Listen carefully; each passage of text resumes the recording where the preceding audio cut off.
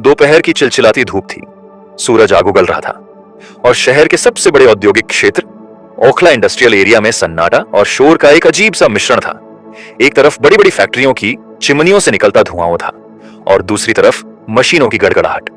इसी शोरगुल के बीच सिग्मा टेक्सटाइल्स के आलीशान गेट के सामने एक भारी भीड़ जमा थी। गेट के ठीक बाहर एक विशाल ट्रक खड़ा था जिस पर एक बहुत बड़ी आधुनिक जर्मन मशीन लदी थी। यह मशीन कपड़े की बुनाई के लिए विदेश से मंगवाई गई थी और इसकी कीमत करोड़ों में थी। लेकिन समस्या यह थी कि उतारते समय मशीन में कुछ तकनीकी खराबी आ गई थी और अब वह न तो चालू हो रही थी और न ही उसे ट्रक से नीचे उतारा जा सकता था। फैक्ट्री के मालिक सेठ हरबंस लाल पसीने से तरबतर होकर अपने इंजीनियरों पर चिल्ला रहे थे। अरे बेवकूफों, तुम लोगों को मैंने किस बात की तनख्वाह देता हूं? जर्मनी से इंजीनियर को आने में 3 दिन लगेंगे, तब तक क्या मेरा काम ठप रहेगा? अगर यह मशीन आज चालू नहीं हुई तो मेरा लाखों का ऑर्डर कैंसिल हो जाएगा। सेठ हरबंस का गुस्सा 7वें आसमान पर था। उनके सामने खड़े 3 बड़े इंजीनियर जिन्होंने बड़ी बड़ी डिग्रियां हासिल की थीं, सिर झुकाए खड़े थे। वे मशीन के पैनल को खोलकर पसीने पोंछ रहे थे, लेकिन खराबी उनकी समझ से बाहर थी। उसी भीड़ के पीछे एक खंभे की आड़ में खड़ा था 12 साल का बिरजू, जिसके कंधे पर एक मैला कुचैला बोरा था और शरीर पर फटे हुए कपड़े। वह एक कचरा बीनने वाला लड़का था जिसका दिन सड़कों पर प्लास्टिक और रद्दी बीनने में गुजरता था। लोग उसे हिकारत की नजरों से देखते थे, उसे गंदा समझते थे। लेकिन बिरजू की आंखों में एक अलग ही चमक थी। उसे कबाड़ में फेंके गए टूटे हुए रेडियो, घड़ियाल और खिलौने जोड़ने का जुनून था। वह अक्सर कबाड़ से पुर्जे उठाकर उन्हें ठीक कर देता था। उसके लिए मशीनें बेजान लोहा नहीं बल्कि एक पहेली थीं जिन्हें सुलझाना उसे आता था।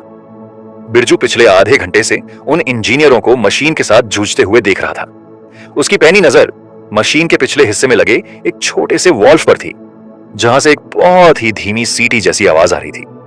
शोरगुल में बड़े बड़े इंजीनियर उस आवाज को नहीं सुन पा रहे थे, लेकिन बिरजू के कान उसी पर टिके थे।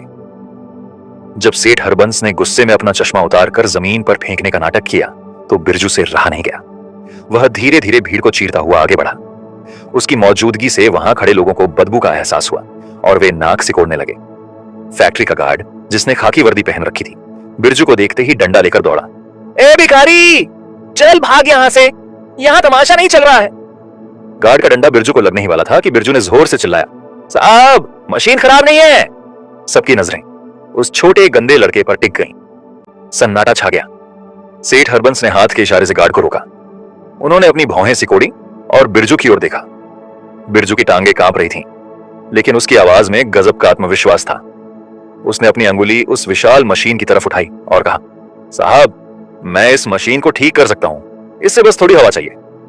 वहां खड़े इंजीनियरों के चेहरों पर उपहास की मुस्कान तैर गई। एक इंजीनियर हंसते हुए बोला, लो भाई, अब ये कचरा उठाने वाला हमें इंजीनियरिंग सिखाएगा। भीड़ में से भी कुछ लोग हंसने लगे, लेकिन बिरजू की आंखों में कोई डर नहीं था, सिर्फ एक जिद थी, सच साबित करने की जिद। इंजीनियरों की हंसी से बिरजू का आत्मविश्वास एक पल के लिए डगमगाया, लेकिन उसके कदम पीछे नहीं हटे। मुख्य इंजीनियर, जिसका नाम मिस्टर खन्ना था, उसने उपेक्षा भरे स्वर में कहा, सेठ जी, आप भी किसकी बातों में आ रहे हैं? यह बच्चा तो शायद स्कूल भी नहीं गया होगा। ये करोड़ों की जर्मन मशीन क्या समझेगा? इसे भगाइए यहां से, हम सॉफ्टवेयर रिब्यूट कर रहे हैं, हो जाएगा ठीक। गार्ड ने फिर से बिरजू को धक्का देने के लिए हाथ उठाया। तभी सेठ हरबंस लाल की कड़क आवाज गूंजी, रुको। हरबंस लाल की आंखों में हताशा थी। वह जानते थे कि मिस्टर खन्ना और उनकी टीम पिछले 3 घंटों से केवल सॉफ्टवेयर रिबूट ही कर रहे थे और नतीजा शून्य था। डूबते को तिनके का सहारा भी काफी होता है। सेठ जी ने अपनी महंगी घड़ी की तरफ देखा और फिर बिरजू की मैली कुचैली सूरत की तरफ। उन्होंने एक गहरी सांस ली और कहा, आने दो उसे। मिस्टर खन्ना ने विरोध करना चाहा, लेकिन सर। चुप रहो खन्ना, सेठ जी ने डांट दिया।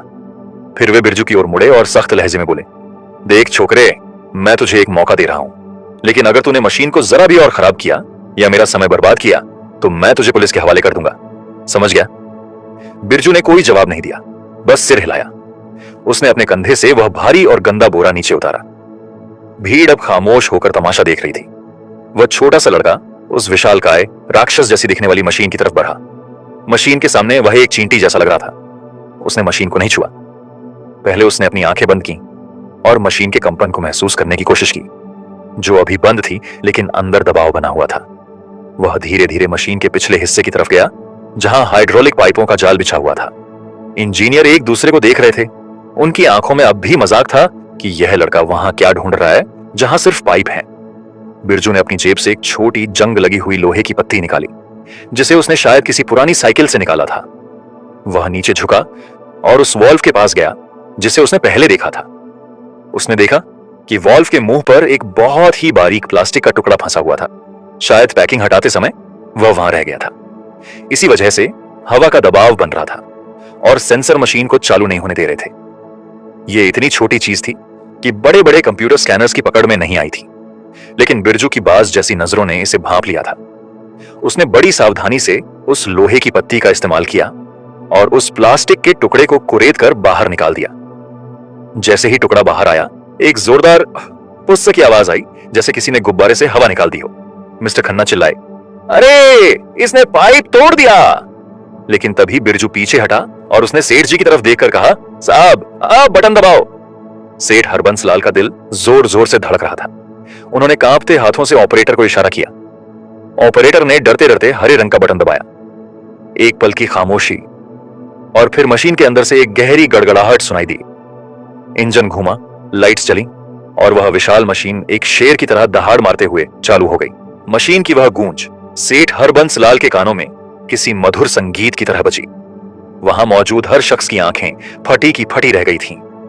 जो काम जर्मनी की टेक्नोलॉजी और बड़े बड़े इंजीनियरों की डिग्रियां नहीं कर पाई, वह एक कचरा बीनने वाले 12 साल के बच्चे ने चंद मिनटों में कर दिखाया था।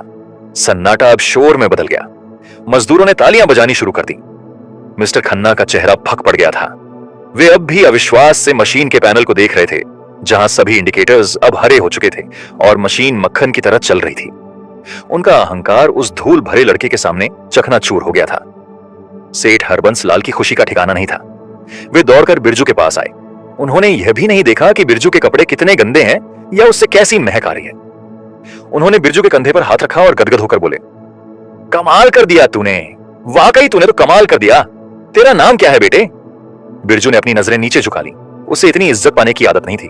उसने धीरे से कहा, बिरजू जी, बिरजू नाम है मेरा। सेठ जी ने मुड़कर अपने इंजीनियरों की तरफ देखा और व्यंग्य भरे स्वर में कहा, देख लो खन्ना साहब, इसे कहते हैं तजुर्बा।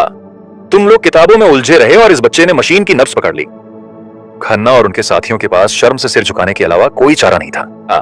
फिर सेठ जी ने अपनी जेब में हाथ डाला और 5-5 के नोटों की एक मोटी गड्डी निकाली। उन्होंने बिना गिने वह पूरी गड्डी बिरजू की तरफ बढ़ा दी। उनकी आंखों में कृतज्ञता थी। यह ले बिरजू, ये तेरा इनाम है। तूने आज मेरा करोड़ों का नुकसान होने से बचा लिया। रख ले इसे, और भी चाहिए तो मांग ले। भीड़ की सांसें थम गईं। उतने पैसे बिरजू जैसे लड़के ने शायद जिंदगी भर में नहीं देखे होंगे। गार्ड और मजदूर ललचाई नजरों से उन नोटों को देख रहे थे। बिरजू ने उन पैसों को देखा। उसके हाथ थोड़े कांपे। उसके घर में आज खाने को आटा नहीं था। उसकी मां बीमार थी और दवाई के पैसे नहीं थे। यह पैसा उसकी जिंदगी बदल सकता था। वह नए कपड़े खरीद सकता था, पेट भर खाना खा सकता था। लेकिन बिरजू ने हाथ नहीं बढ़ाया। उसने अपनी मुट्ठी भींच ली और सेठ जी की आंखों में सीधे देखते हुए कहा, साहब मुझे भीख नहीं चाहिए। सेठ हरबंस हैरान रह गए। अरे पगले, यह भीख नहीं है, यह तेरी मेहनत और अक्लमंदी का इनाम है, ले ले। बिरजू ने सिर हिलाया। नहीं साहब, मैंने मशीन ठीक की क्योंकि मुझे मशीनों से प्यार है। अगर आप मुझे सच में कुछ देना चाहते हैं। वह रुका। उसकी आवाज में एक अजीब सी ललक और दर्द था। बोल, क्या चाहिए तुझे? सेठ जी ने उत्सुकता से पूछा। उन्हें लगा शायद वह और ज्यादा पैसे मांगेगा या कोई साइकिल वगैरह। बिरजू ने फैक्ट्री के अंदर काम कर रहे वर्करों की तरफ इशारा किया, फिर उन इंजीनियरों की तरफ देखा और अंत में एक गहरी सांस लेते हुए बोला, साहब क्या आप मुझे काम दे सकते हैं? मैं रद्दी नहीं बीनना चाहता। मैं मशीनें सीखना चाहता हूं। मैं पढ़ना चाहता हूं कि ये कैसे बनती है। क्या आप मुझे अपनी फैक्ट्री में छोटा मोटा हेल्पर रख लेंगे? मैं पैसे नहीं मांगूंगा, बस मुझे मशीनों के पास रहने देना। उसकी बात सुनकर वहां खड़ा हर व्यक्ति स्तब्ध रह गया। एक भूखा बच्चा पैसों के बदले ज्ञान मांग रहा था। सेठ हरबंस लाल, जो एक कड़क व्यापारी माने जाते थे, उनका दिल भी पिघल गया। उन्होंने गौर से बिरजू की आंखों में झांका, जहां उन्हें एक हीरा चमकता हुआ दिखाई दिया। वही हीरा जिसकी परख अब उन्हें हो चुकी थी। सेठ हरबंस लाल की आंखों में एक चमक थी, जैसे उन्हें कोई खोया हुआ खजाना मिल गया हो। उन्होंने बिरजू के गंदे हाथों को अपने हाथों में ले लिया और जोरदार आवाज में घोषणा की, आज से यह लड़का बिरजू सिग्मा टेक्सटाइल्स का हिस्सा है। और सुन लो सब लोग, ये यहां झाड़ू पोछा लगाने वाला हेल्पर नहीं, बल्कि मेरा जूनियर अप्रेंटिस होगा। इसका काम सिर्फ सीखना होगा। फिर उन्होंने अपने मैनेजर की ओर मुड़कर आदेश दिया, गुप्ता जी, इसका दाखिला पास के इवनिंग स्कूल में भी करवाओ। दिन में यह मशीनों से खेलेगा और शाम को किताबों से। इसका सारा खर्चा कंपनी उठाएगी। बिरजू को अपने कानों पर विश्वास नहीं हो रहा था। जिस दुनिया ने उसे हमेशा धुतकारा था, आज वही दुनिया उसके लिए बाहें फैला रही थी। उसकी आंखों से आंसुओं की धार बह निकली। वह झुककर सेठ जी के पैर छूने ही वाला था कि सेठ जी ने उसे रोक लिया और गले लगा लिया। पैर मत छू, बस मन लगाकर काम कर और बड़ा आदमी बन। बिरजू उस दिन हवा में उड़ता हुआ अपनी झोपड़ी पहुंचा। उसकी मां, जो अस्थमा की मरीज थी और खाट पर लेटी रहती थी, उसने जब बिरजू की बातें सुनी तो उसे यकीन ही नहीं आया। मां ने कांपते हाथों से बिरजू का माथा चूमा और कहा, बेटा, यह तेरे सब्र का फल है, बस कभी अपनी ईमानदारी मत छोड़ना। बिरजू ने उस रात कसम खाई कि वह सेठ जी का भरोसा कभी नहीं तोड़ेगा। अगले दिन जब बिरजू नहा धोकर और कंपनी की दी हुई नई नीली वर्दी पहनकर फैक्ट्री पहुंचा तो वह बदला हुआ लग रहा था। हालांकि वर्दी उसके दुबले शरीर पर थोड़ी ढीली थी, लेकिन उसकी चाल में एक नया स्वाभिमान था। गार्ड ने आज उसे रोका नहीं, बल्कि सलाम ठोककर गेट खोला, लेकिन फैक्ट्री के अंदर का माहौल उतना स्वागत करने वाला नहीं था। मिस्टर खन्ना, जिनका अहंकार कल सबके सामने चकनाचूर हुआ था, उनके सीने में जलन की आग धधक रही थी। उन्हें यह बर्दाश्त नहीं हो रहा था कि एक अनपढ़ कचरा बीनने वाला लड़का अब उनकी बराबरी में खड़ा होगा। जैसे ही सेठ जी अपने केबिन में गए, खन्ना ने अपना असली रंग दिखाना शुरू कर दिया। ओए हीरो, खन्ना ने बिरजू को ताना मारा। वर्दी पहनने से कोई इंजीनियर नहीं बन जाता। अगर मशीनें सीखनी है तो पहले उनकी गंदगी साफ करनी होगी। जा, वो बेसमेंट में जो पुरानी बॉयलर मशीन है, उसके ग्रीस टैंक की सफाई कर। जब तक वह चमक न जाए, ऊपर मत आना। यह काम सबसे घटिया और मुश्किल माना जाता था। वहां भीषण गर्मी थी और सांस लेना भी मुश्किल था। मजदूरों ने एक दूसरे को देखा। उन्हें बिरजू पर दया आ रही थी, लेकिन खन्ना के डर से कोई कुछ नहीं बोला। बिरजू समझ गया कि यह उसे तोड़ने की कोशिश है, लेकिन उसने कोई शिकायत नहीं की। उसने चुपचाप सिर हिलाया, जी सर, और सफाई का सामान लेकर अंधेरे बेसमेंट की ओर चल पड़ा। मिस्टर खन्ना अपने साथियों के साथ हंसे। 2 दिन में भाग जाएगा यह चूहा, मशीनों का शौक सारा निकल जाएगा पसीने के साथ। लेकिन खन्ना नहीं जानते थे कि बिरजू किस मिट्टी का बना है। बेसमेंट की उस दमघोंटू गर्मी में, जहां तेल और ग्रीस की बदबू थी, बिरजू ने मुंह पर कपड़ा बांधा और काम शुरू कर दिया। सफाई करते करते उसकी नजर बॉयलर के निचले हिस्से पर पड़ी। वहां उसने देखा कि पुरानी वायरिंग का इंसुलेशन पिघल रहा है और तार नंगे हो रहे हैं। अगर किसी ने ध्यान नहीं दिया होता तो कुछ ही दिनों में वहां शॉर्ट सर्किट से भयानक आग लग सकती थी। बिरजू ने सफाई तो की ही, साथ ही अपनी जेब से टेप का एक छोटा रोल निकाला जो वह हमेशा अपने साथ रखता था, और उन तारों को अस्थायी रूप से सुरक्षित कर दिया। वह पसीने में लथपथ था। काला ग्रीस उसके चेहरे पर लगा था, लेकिन उसके चेहरे पर थकान नहीं, बल्कि एक नई जानकारी पाने की खुशी थी। उसने आज बॉयलर के पिस्टन का सिस्टम समझ लिया था। दिन हफ्ते और हफ्ते महीनों में बदल गए। बिरजू की जिंदगी का एक ही नियम बन गया था, मेहनत और लगन। दिन भर वह खन्ना और उनके साथियों के दिए गए छोटे मोटे, थकाऊ और कभी कभी अपमानजनक काम करता और शाम को स्कूल जाता। रात को जब सारी दुनिया सो जाती तो वह अपनी किताबों और फैक्ट्री के पुराने मैनुअल्स को लैंप की रोशनी में पढ़ता। मिस्टर खन्ना ने बिरजू को नीचा दिखाने का कोई मौका नहीं छोड़ा। कभी उसे गलत टूल्स देकर उलझाना, तो कभी जानबूझकर उसके काम में नुक्स निकालना, लेकिन बिरजू शांत रहता। वह जानता था कि शिकायत करने से कुछ नहीं होगा, उसे अपने काम से जवाब देना होगा। धीरे धीरे फैक्ट्री के मजदूरों के बीच बिरजू के लिए सम्मान बढ़ने लगा। जब भी कोई छोटी मोटी मशीन खराब होती और खन्ना की टीम उपलब्ध नहीं होती, मजदूर चुपके से बिरजू को बुला लेते। बिरजू जादूगर की तरह आता और मिनटों में खराबी दूर कर देता। एक दिन फैक्ट्री में अफरा तफरी मच गई। टेक्सटाइल डाइंग यूनिट, रंगाई विभाग का मुख्य तापमान नियंत्रक, टेम्परेचर कंट्रोलर अचानक फेल हो गया। यह बहुत ही नाजुक स्थिति थी। बड़े बड़े बॉयलर उबल रहे थे और अगर तापमान सही समय पर नियंत्रित नहीं किया गया तो न केवल लाखों मीटर कपड़ा खराब हो जाता, बल्कि बॉयलर फटने का भी खतरा था। सेठ हरबंस लाल उस समय शहर से बाहर थे। मिस्टर खन्ना मौके पर पहुंचे, लेकिन सिस्टम पूरी तरह से डिजिटल और ऑटोमेटेड था। स्क्रीन पर एरर कोड आ रहे थे जो उनकी समझ से परे थे। सिस्टम शट डाउन करो, सब बंद करो, खन्ना घबराहट में चिल्लाए। लेकिन शट डाउन करने में कम से कम 2 घंटे लगते और तब तक तबाही मच चुकी होती। मजदूर डर के मारे भागने लगे थे। सायरन बज रहे थे। तभी भीड़ को चीरता हुआ बिरजू वहां पहुंचा। उसने एक नजर लाल चमकती स्क्रीन पर डाली और दूसरी नजर कंट्रोल पैनल के पीछे के सर्किट बोर्ड पर से। उसने स्कूल में कंप्यूटर कोडिंग की शुरुआती क्लास ली थी और पुरानी इलेक्ट्रॉनिक्स की किताबों में लॉजिक गेट्स के बारे में पढ़ा था। सर, शट डाउन मत करो, प्रेशर वाल्व फट जाएंगे। बिरजू चिल्लाया, तू चुप कर, हमें अपना काम करने दे। खन्ना ने उससे धक्का दिया। बिरजू गिर गया, लेकिन उसने हार नहीं मानी। वह उठ खड़ा हुआ और सीधे मुख्य बिजली पैनल की तरफ दौड़ा। खन्ना के चिल्लाने के बावजूद बिरजू ने एक बाईपास सर्किट बनाने के लिए 2 तारों को छीलकर आपस में जोड़ दिया, जिसे जंपर कहा जाता है। यह बहुत ही जोखिम भरा था। एक गलती और उसे जोरदार करंट लग सकता था। जैसे ही उसने तार जोड़े, स्क्रीन की लाल बत्ती हरी हो गई। कूलिंग पंखे पूरी ताकत से चल पड़े। तापमान का मीटर जो खतरे के निशान पर था, धीरे धीरे नीचे आने लगा। बॉयलर के फटने का खतरा टल गया था। सब लोग सन्न रह गए। खन्ना का मुंह खुला का खुला रह गया। जब स्थिति सामान्य हुई तो फैक्ट्री मैनेजर गुप्ता जी ने राहत की सांस ली। उन्होंने बिरजू की पीठ थपथपाई। शाबाश बेटे, आज तूने सिर्फ फैक्ट्री नहीं, हम सबकी जान बचाई है। अगले दिन जब सेठ हरबंस लाल वापस आए और उन्हें पूरी घटना का पता चला, तो उनका गुस्सा 7वें आसमान पर था। लेकिन इस बार गुस्सा बिरजू पर नहीं, बल्कि खन्ना पर था। सेठ जी ने पूरी फैक्ट्री के सामने खन्ना को बुलाया। खन्ना, तुम्हारे पास डिग्रियां हैं, तजुर्बा है, लेकिन इस लड़के के पास वो है जो बाजार में नहीं मिलता, समर्पण और कॉमन सेंस। सेठ जी ने कड़क आवाज में कहा, जिस बच्चे को तुम नीचा दिखाने की कोशिश करते रहे, आज उसी ने तुम्हारी जान बचाई। तुम्हें शर्म आनी चाहिए। खन्ना ने शर्म से सिर झुका लिया। सेठ जी ने फिर एक बड़ा फैसला लिया। आज से इस प्लांट का टेक्निकल सुपरवाइजर बिरजू होगा। खन्ना, अगर तुम्हें यहां काम करना है तो तुम्हें बिरजू के साथ सहयोग करना होगा, वरना दरवाजा खुला है। बिरजू, जो अब एक जवान लड़का बन चुका था, विनम्रता से आगे आया।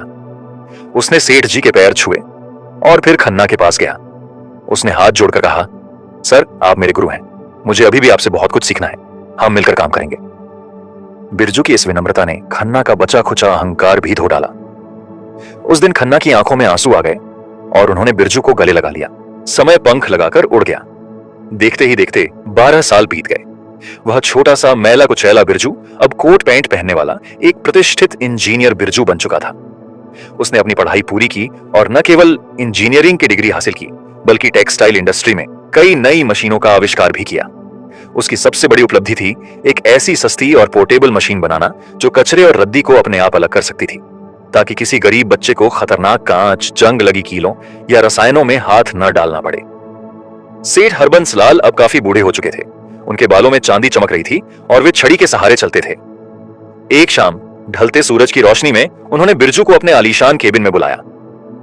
बिरजू, सेठ जी ने अपनी कांपती आवाज में कहा, बेटा, मेरा अपना सगा बेटा तो विदेश में जाकर बस गया है।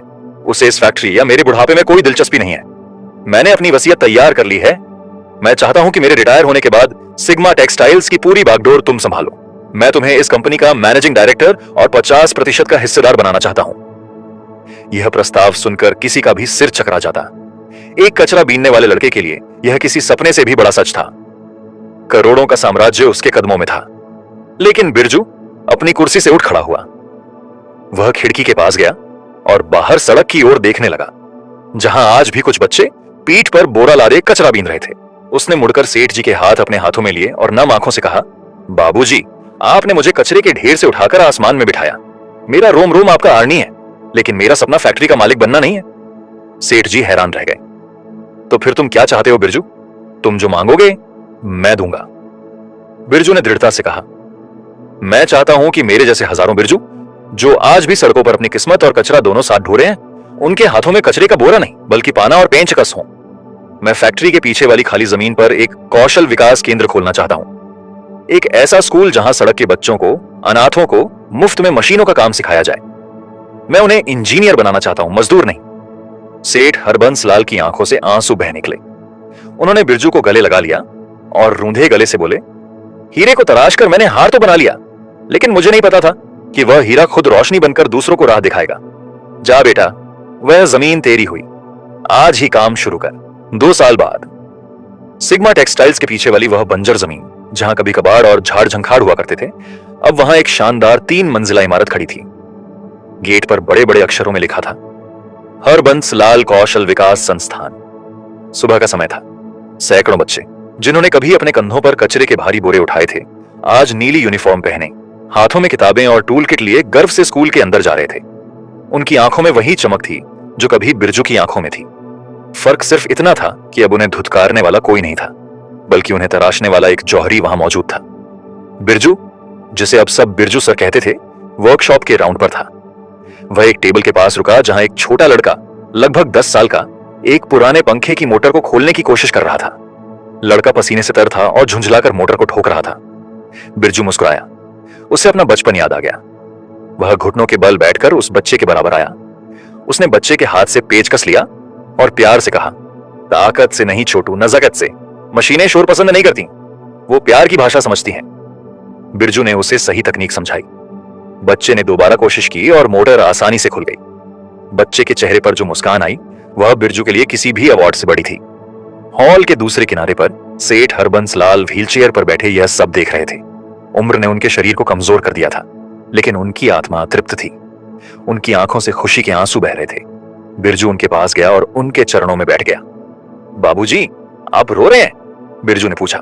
सेठ जी ने कांपते हाथ से बिरजू का सिर सहलाया। नहीं बेटा, ये तो सुकून के आंसू हैं।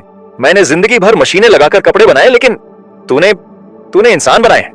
मेरी फैक्ट्री शायद मेरे बाद बंद हो जाए, लेकिन ये स्कूल ये हमेशा चलता रहेगा। तूने मेरे नाम को अमर कर दिया।